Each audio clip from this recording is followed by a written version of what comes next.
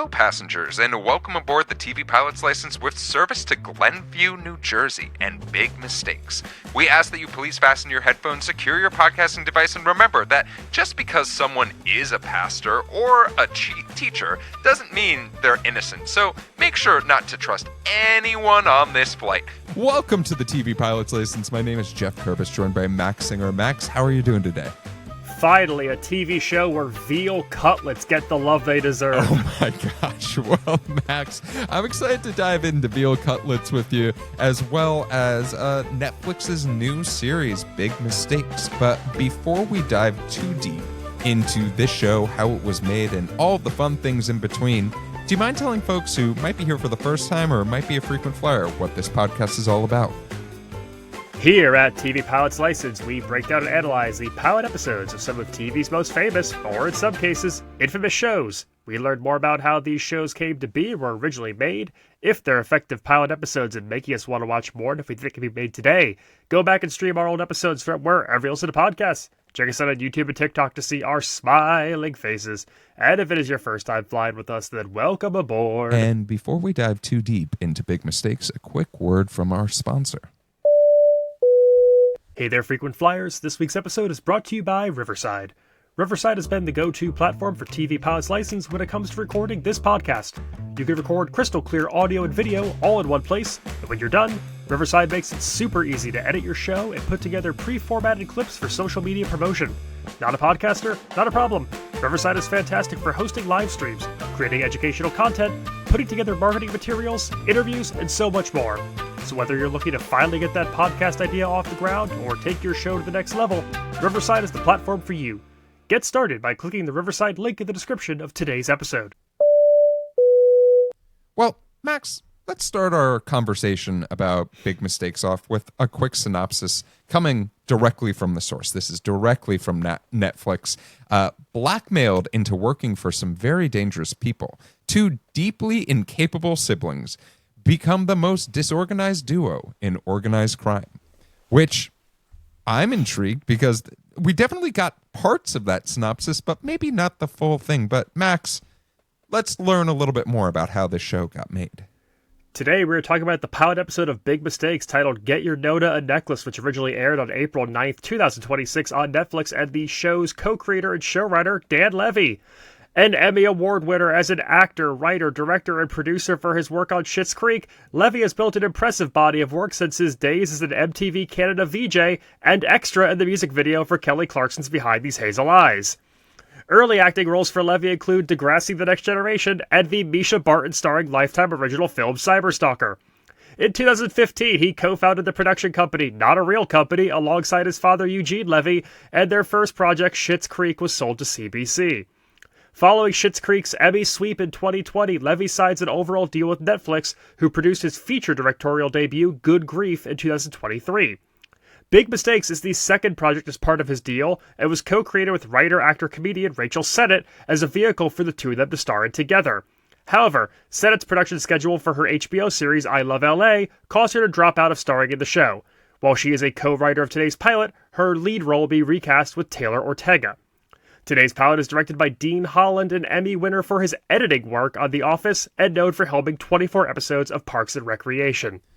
Max, I have an honest question for you. Hit me. With Dan Levy and Eugene Levy, are there any, and think about Rachel Sennott, let's throw her in here as well. Is there a better dynamic eyebrow duo in Hollywood working right now that's making something right now? Because I can't think of one. Oh, no. I mean, I think so much of Schitt's Creek's staying power was the eyebrow prosperity exactly. that had. They frame so well. Like, it absolutely centers, it grounds you when you're on screen. It works so well for close-ups. I mean, those brows did some really heavy lifting. I am personally convinced that if you live through the trauma of what eyebrows were in the early 2000s, that Schitt's Creek, maybe even this show, are even more appealing to you because you're just like, look at how free they are. Look at how bushy these eyebrows are and how prosperous they are. And the team behind this show, like we have to say that to a certain type of online person, the combination of Dan Levy and Rachel Sennott is like Michael Jordan and Scottie Pippen on the 90s Bulls. And you even round out this cast with people like Jack Innanen, who's a TikTok star, who's on Adults. He's like the Tony Kukoc of this 90s Bulls analogy.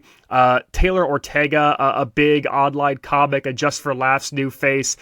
She could be like the Steve Kerr in this equation. Like, this is really an all-star championship caliber lineup of like people who are very online. Yeah, I mean, do we want to dive into this show? Because I when we picked this show, I want to be honest with you, Max, because we were going back and forth, and we were like, what are we going to do this week? We need something fun, something light, something that might be on people's minds. And I saw this show's trailer pop up, and I was like, what in the world is that? Two people that I really like are making it. And we start off this show with what I can only describe as maybe some of the most chaos that we've ever dealt with to start a pilot. And how do you feel being at Nona's and watching Nona's episode happen live in front of us? Tense, very, very tense. And I think that let's give hats off to Laurie Metcalf as the matriarch of this family, who really is like conducting this orchestra of chaos. And she brings this incredible manic energy to this scene that immediately sets the stage for what this is. My big question, though, with this whole scene, with this pilot in general, is that I do feel like we spend a lot of time building a feeling, building a vibe, and not a ton of time exploring people. There's a lot of like very quick one-liners that we drop in to like sprinkle hints about people, but I never felt like in this opening we super established anyone. So the vibe that I got, and I think that they, I think Dan Levy and Rachel Sennott sat down, maybe at a nice cafe somewhere in the LA area, maybe in West Hollywood even, hanging out, and they decide what's the vibe of this pilot, and uncomfortable. Uncomfortable is the vibe that I think that they're trying to build rather than giving us too much detail. And I'm curious because I almost enjoyed this air of mystery that we get about our characters, of like, we understand that they're family, and family dynamics can be weird with every family. Every family has something wrong with them, I like to think. Maybe that's just me comforting myself. But this show definitely gives off the vibe of, while these people are technically related by blood, do they actually like each other at all? Or are they just, predisposed to feeling like they have to be associated with each other? Yeah, there's definitely a question there. We get little snippets of things that establish where people are coming from. Taylor Ortega's role of Morgan, the sister, it's very briefly mentioned that she had a maybe like glamorous, somewhat trashy life in New York City as an aspiring actress. She's now moved back to suburban New Jersey, is working as a public school teacher.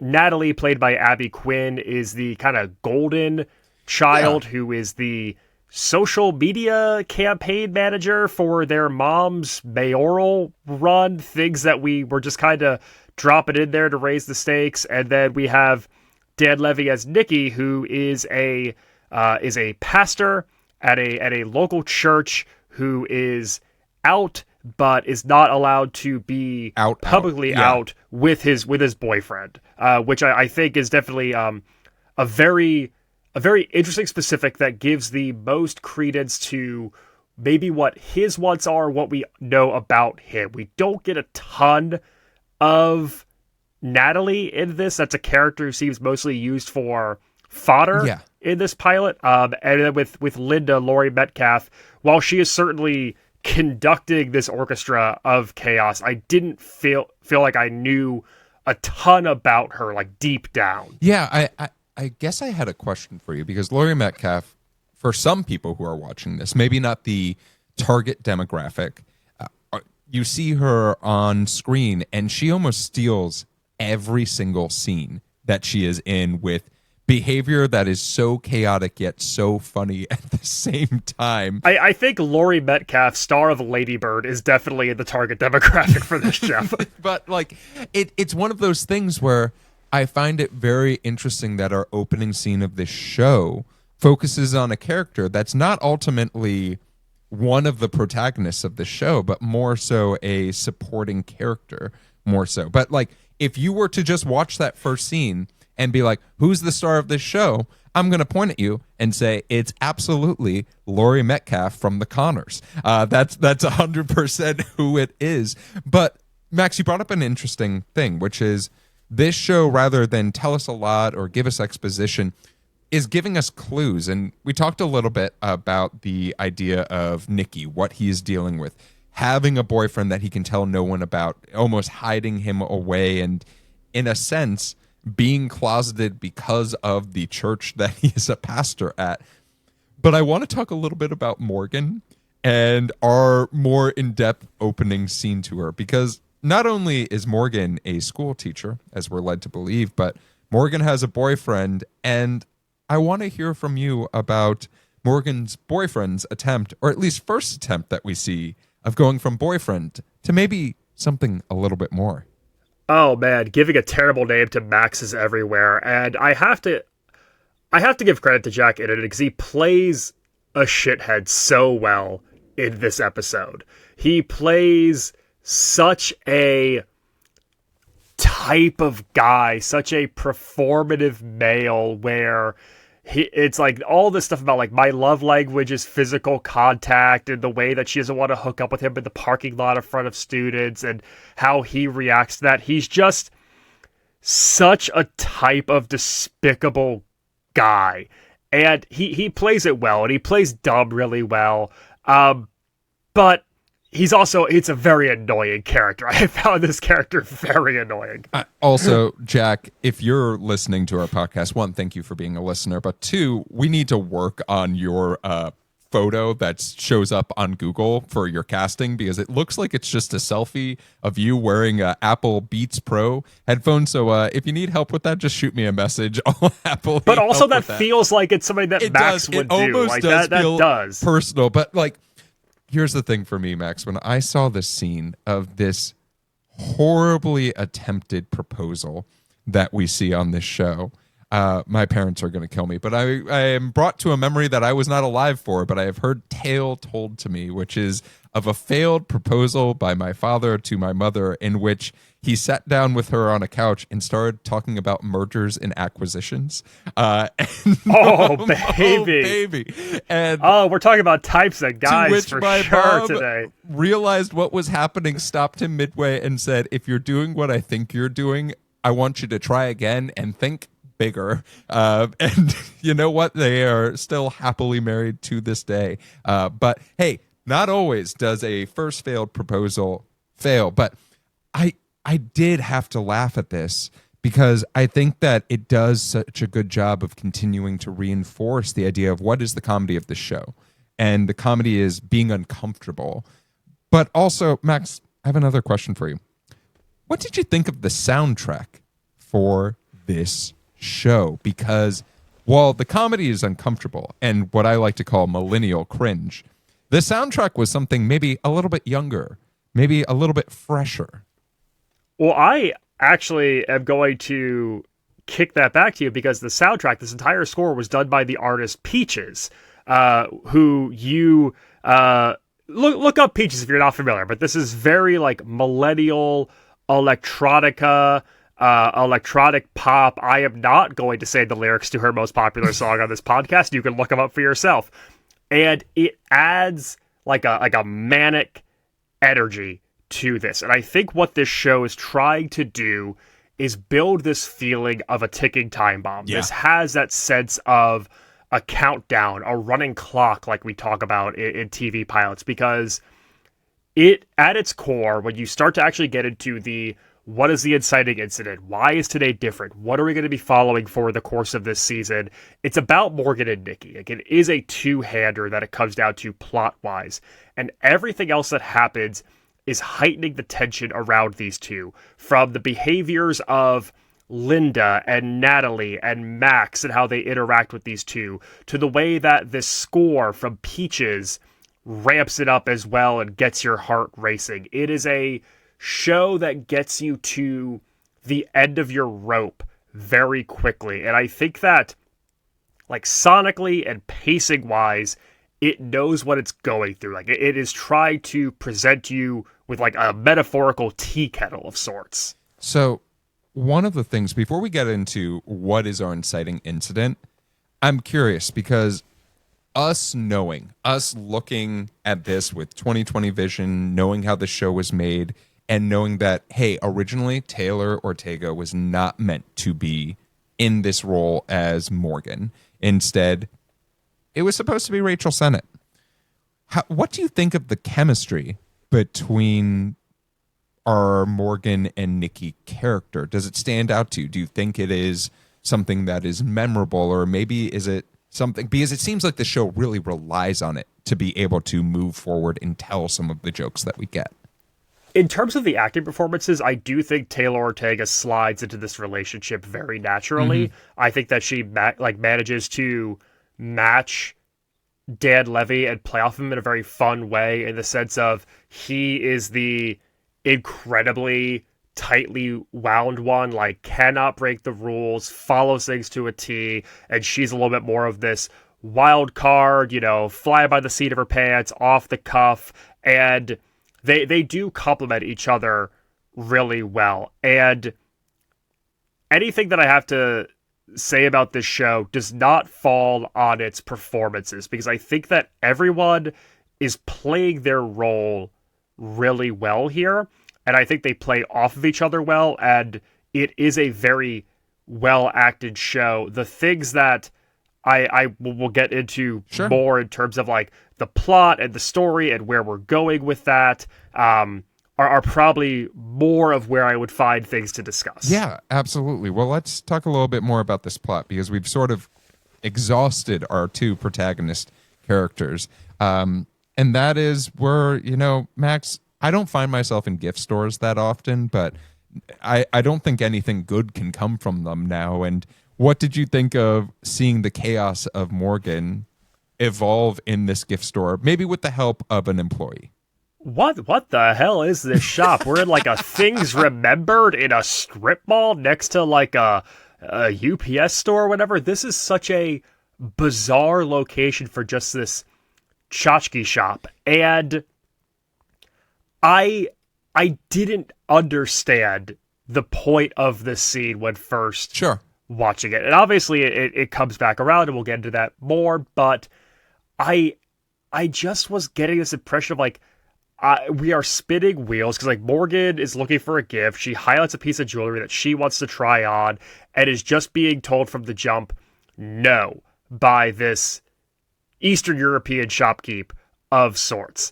And it's just like escalating and getting aggressive and getting angry, and people are yelling at each other. A lot of people yell at each other very frantically in this show. This is a lot of people flying off the handle really quickly.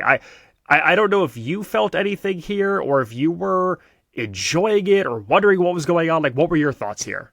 This gave me the vibe of sometimes you're out in public and you see the family that seems a little bit chaotic, or seems like, they're out there and they're existing, and maybe we're in a different plane and we're just enjoying our meal while they're, someone wants to kill someone and maybe you don't put out a nice knife. That is the vibe that I'm getting. It is truly, if you do not, with this show and with this scene in particular, if you do not vibe with the concept of discomfort, you're not going to have a good time in this scene or with a lot of parts of the show, because the idea that comedy is coming from, and I'm curious if you agree with me on this, the idea that the comedy is coming not so much from the words written on the page, but more so the physical acting that is happening and the choices with vocal tone and like how loud someone is, then it might not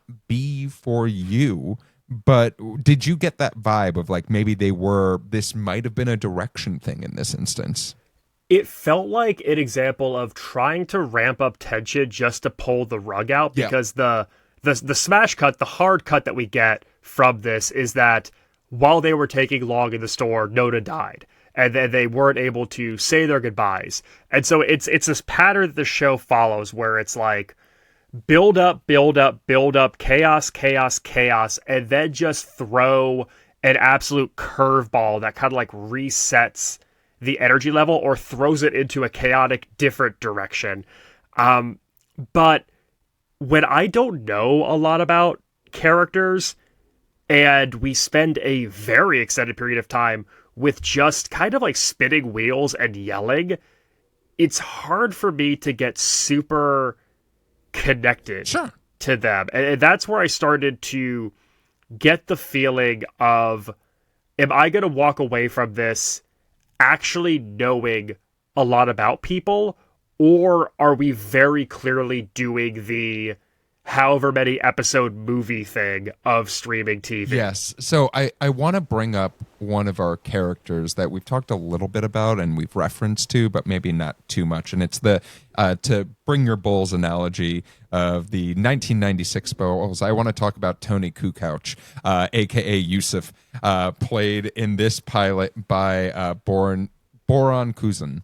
And this is, if we are trying to continue to encapsulate chaos, this feels like one of the most chaotic characters that isn't going to say much, but is going to drive our plot forward into maybe something a little bit closer to the synopsis that we were given at the top of this pilot. And mind you, a character whose name I learned from looking at the IMDb while we're having this discussion. Unnamed character in this pilot, which is, that's sort of insane, right? To have a character that not even we reference in the first episode of, it's just the guy. Like they keep on referencing to, oh, it's the employee from the gift store, rather than giving us something. But when this character, after the death of Nona, we see this small prayer, this character just appearing at Nikki's home that's by the church. What were you feeling? Was this maybe a little bit more enticing than the chaos served constantly to us that we were getting? We finally get our why is today different, which is that you have committed a grave error. Like you done fucked up now. Like you have stolen something and the person wants it back. So like now like we're cooking with gas a little bit. Now we're getting the wheels turning. And I think I'm interested in this. I appreciate the way that Dan Levy reacts to being threatened. I think that he plays that very well with sort of like a neurotic, nervous energy. And of course it leads to all hell breaking loose at Linda's home with trying to make veal cutlets and a Eastern European gangster showing up at your home, and a second failed proposal by Max, where suddenly we are just in an absolute circus of chaos. My issue, though, is that this entire plot hinges on people being told, you don't know what you've done, and I want it back. And as an audience member, I'm going, yeah, I don't know what they've done. I need you to tell me what they've done. I need someone at some point to tell me why this is a big deal. Like, please stop just saying it's a big deal, you've messed up, and explain it to me. Like, someone sit me down and tell me. I am paying attention. I'm watching your show. I'm not on a second screen. Please just tell me a little something. It does definitely give that vibe of, is there a page missing? Right? Like, was there a scene that was cut by the director 100%. that we were supposed, because like, especially knowing that the director of this was an editor, right? And like, that does not mean that they say, hey, fuck that scene that you wrote, Dan Levy, like that's never going to be seen on screen. But there are vibes with how this was shot, how this was cut, that feel almost too editorial. And like, you need that little extra bit of like fat that helps like make a steak taste great, that like this pilot is missing maybe some of that fat that we need. it just feels to me like once we actually start to get into the meat of this episode, to keep talking about steaks and fat, that it's the trope of streamer shows where it's like someone is like watching while also on their phone or doing something else. So much of the dialogue is things like, "Hey, remember when you were having a glamorous life in New York City? Like, hey, mom, you're running for mayor," or like, "I am an Eastern European villain with no name and you have messed up." And I need something behind that. I need to know things about Linda besides she is trying to keep this family afloat and is running for mayor. I need to know one personal detail about her. I need to understand the name of this Eastern European villain or like what the importance of this necklace is, because right now all I'm feeling is that I'm being propelled into having to click next to understand what's happening. Yeah, and instead of taking the time to flesh out these characters, I felt like I was watching a show that was just assuming I would click next episode without maybe making me want to do it. Yeah, I mean, we do have this. I think one of my favorite things about this show, and I don't want to get into things we love just yet, is I think the final 6 minutes of this show are some of the best parts of this show, if that makes sense, because we give our actors stuff to do, if that makes sense. That isn't so much about the inciting incident, but there's just comedy in those scenes that's really funny. Like our mysterious Eastern European man just showing up at the funeral and starting to talk to Laurie Metcalf is very, very funny, right? The entire idea of, trying to scare someone away who's stalking your house and then a gun just appearing and seeing the look on Morgan's face. Yes, I was laughing because I was like, yes, that is very funny. We're actually choosing this. But our final scene, that cliffhanger, leaves me thinking, do I want to click next because I like this? Or because I just want to know what the fuck was happening in this, or like understand what is the why and why is this person. And that you shouldn't be like, I don't want to sound too preachy, but you shouldn't be compelled to click next because you're confused. That's a very weird feeling that I don't think we've ever gotten on this podcast. So I'm thinking about how we talked about a Netflix comedy, another Netflix dark comedy just a few weeks ago with Dead to Me. And one of the things that we agreed on with that is, while it is a streaming comedy and while it does the thing of like there's 3 cliffhangers and it ends on a cliffhanger to get you to click next, it spent so much time diving into its two-handed leads.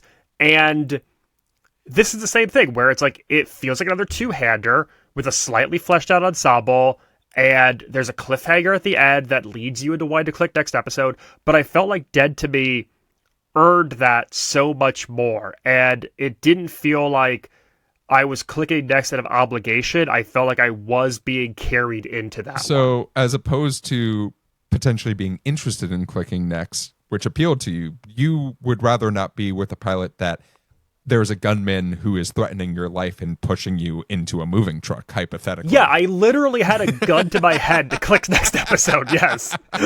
Well, Max, I do want to talk about things we loved about this pilot as we're left on this cliffhanger of even no understanding whether either of us would like to click next on this episode. Were there any things that you loved about this pilot that maybe you want to give a little bit more shine to?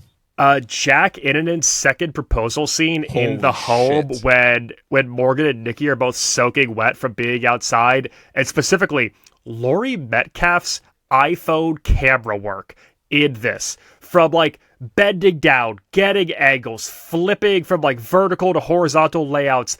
Her physicality in this proposal sequence is so funny. It is so good, and I wanted to see so much more of that. I wanted to see everything that Laurie could do as Linda. And in that moment, just in that explosion, in that calamity, that was the hardest I laughed. And I don't know. I wanted more of that.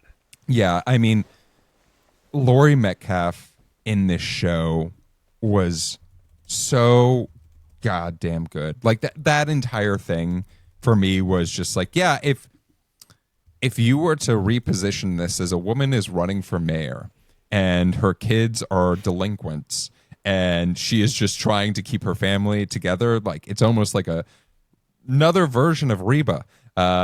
Reba, but in New Jersey. If I pitch that to you, I think you're buying that pilot immediately. But this is not Reba in New Jersey. This is a taste of Reba in New Jersey with Dan Levy, and it's definitely not that. But as far as things that I loved about this pilot, outside of Laurie Metcalf, which I could continue, we could talk another 30 minutes, Max, and I don't think you'd stop me. I did really just think that there were some small jokes in here that showed Dan Levy's writing and Rachel Sennett's writing just like peak.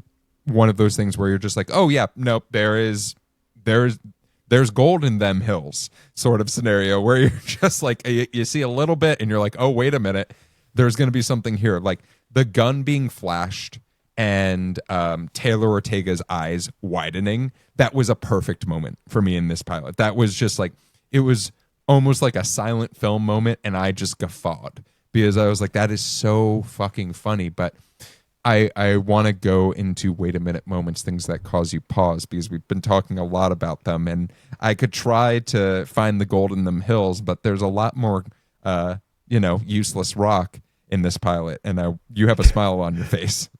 Can I piggyback off you just really quick sure. in terms of like just it's a very oddly specific line, but I did enjoy Dan Levy's reaction to it, which is when Yusuf refers to the two angel figurines that he bought as you bought two Elsa dolls, and just like Dan Levy gets fixated on that deal. Like it's not the most important thing by a mile in this moment, but that's what he gets caught up on. Like that's an oddly specific line that I think his reaction is really good to, that does show like there are glimpses of something in this. Yeah, there's one other line that Laurie Metcalf delivers where Dan Levy is like, I don't want the whole town knowing. And then she's like, it is a private Facebook group, neighborhood Facebook group that had me just cackling.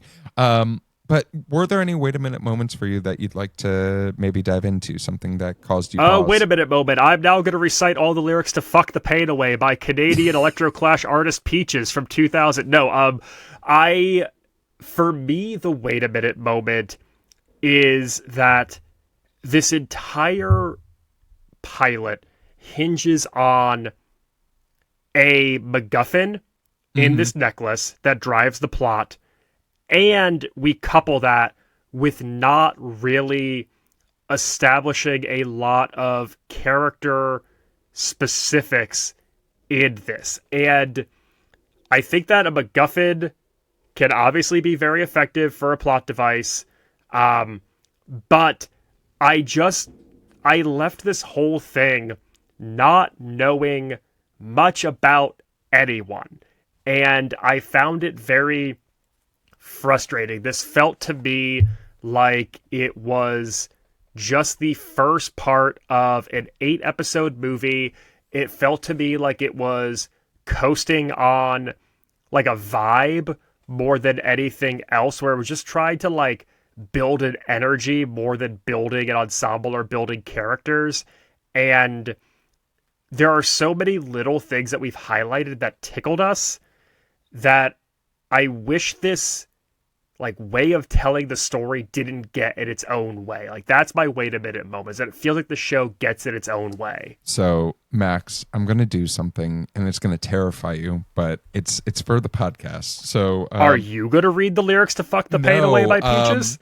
So this show reminds me of a show that we're going to do on this podcast pretty soon. I'm just going to tell you that. Whoa, it takes two to tango, buddy. Ease up. And I'm not going to say the title of the show, but I'm just going to sort of make you try to think through your lexicon of what this possibly could be. There is a show that I watched where the why is today different was because, and you find this out with like 3 minutes left in the pilot, the guy is a survivor of 9/11. and that is used as like that explains everything that you've just watched of why is today different sort of thing. And it's the last 3 minutes. So you're like, what do you mean? Like that, and then you're so shocked that one, they chose that as like, yeah, with 3 minutes to go in a 42-minute pilot, we can definitely say why today is different. That you're just like, well, I have to watch episode 2 because I lived through 9/11 and what happened here. Having your why is today different and the way and the inciting incident be so late into this pilot and unearned it makes it so much more challenging than it needs to be. There could have been a version of this pilot, I swear to God, where as much as I enjoyed the chaos of that first scene, we could have started at the gift store, cut it to that was the first scene of this show, where like we find out, hey, Nona's dying. And then we like see Nona, right? And we don't have to give her the necklace yet, but we can see that introduction of these 3 key characters. And then I might be more bought into this pilot in general, but having it be like 20 minutes in to a 30-minute pilot is really doing, I think, this show an injustice. Well, no in-flight question this week. But if you do want to submit an in-flight question, you can submit those at our Instagram. You can also go to our newly redesigned website, tvpilotslicense.com, and you can give us a phone call at 213-290-1713 and leave us a voicemail or shoot us a text message. Let's talk about the history of this show really quickly. This show very, very, very recently debuted. So as far as the show itself, it is 1 season and 8 episodes, and reviews have been pretty solid for this show, Max. So maybe the pilot is just one of those where we're just like, hey, not a good pilot, but maybe a great show. A little bit too early to tell if this show is going to be getting a renewal, but hey, if you liked the strip malls that you saw on this show, maybe that church, it was filmed entirely in New Jersey. So you can go and find that exit and have a party with that. But Max, before our flight lands, I have 2 questions for you. And one is, are you going to surprise me with a few minutes left in this podcast and tell me that you're going to continue watching this show and click next? And then the second is, obviously, we're talking about 2 of the hottest names in writing, acting, directing in Hollywood with Dan Levy and Rachel Sennott making this show. Netflix is taking big swings trying to get the young, hot talent to be signed to multi-project deals. Is this a condemnation of that? Maybe we should just stick to giving it to the boomers and saying, boomers, you keep on writing the stuff. Or maybe, hey, do you want to just see less of the the TV showification of things that could very easily be a 90-minute movie? So I left you with a lot of questions, but I'm going to let you choose how you answer them. Yeah, listen, I'm not going to come out surprising you by saying that I survived 9/11 and like switching up my opinions here. This is a pass for me.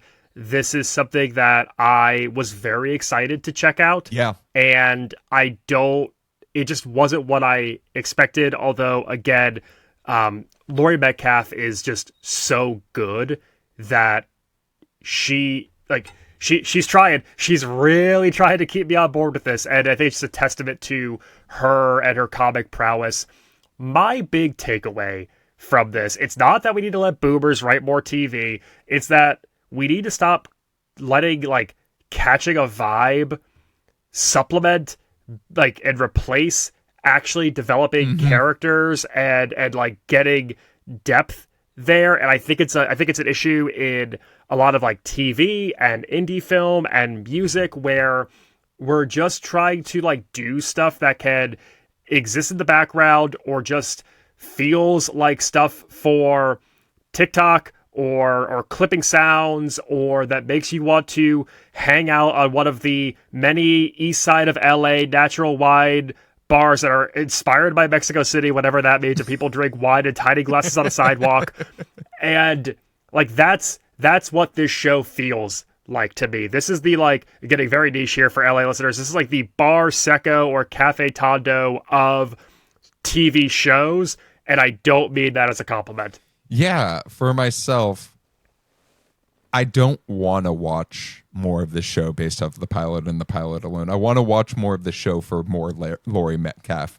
And those little gems that appeared in this show that were very far and few between, that I'm like, hey, if we can get an episode where we string a few of those along together, this might be something.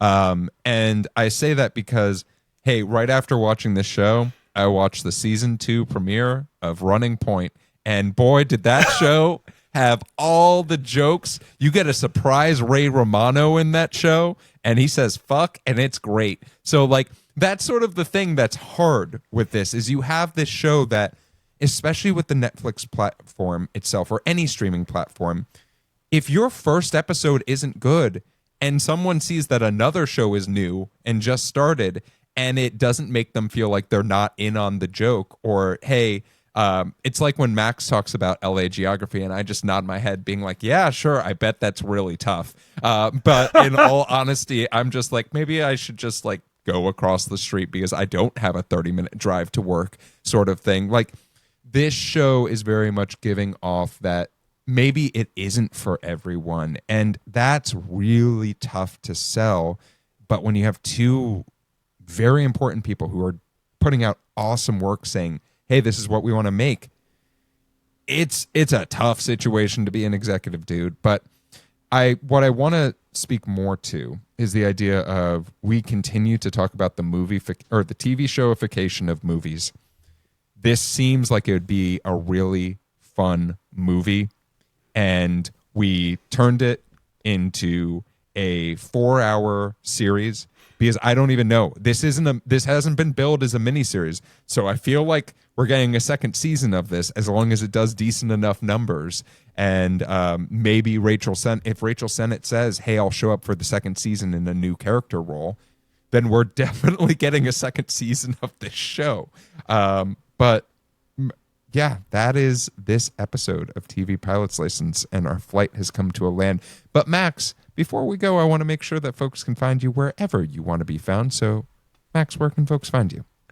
Catch me in your kitchen making Noda's famous veal cutlets, and on all things social media at Maxwell Singh. And you can find me soaking wet from the rain, but please don't point your iPhone straight in my face. But if you're looking for the TV Pilot's License, you can find us you can find me personally on social media at RunJeffRun. You can find the TV Pilot's License anywhere you listen to podcasts. You can also see our smiling faces on YouTube and follow us on most social media platforms. If you're curious about the show and want to learn more, you can check us out at tvpilotslicense.com or submit an in-flight question at 213-290-1713. Make sure to watch out for some of the fun stuff that we have coming up, including next week. We are going to be covering maybe a childhood classic for you with a very special guest.